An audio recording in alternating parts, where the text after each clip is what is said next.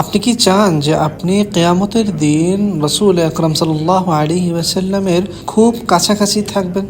যে আমল করলে আমি আপনি কিয়ামতের দিন রাসূলুল্লাহ সাল্লাল্লাহু আলাইহি ওয়াসাল্লামের একেবারে নিকটবর্তী থাকতে পারবো, সেই আমলটা কি?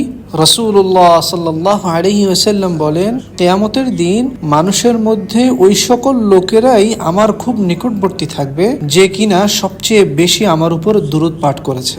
সুবহানাল্লাহ, কত সহজ একটি আমল! তাহলে আর দেরি কিসের? আল্লাহুম্মা সাল্লি আলা মুহাম্মদ। আরেকবার দুরূদ পাঠ করি, আল্লাহুম্মা সাল্লি আলা মুহাম্মদ।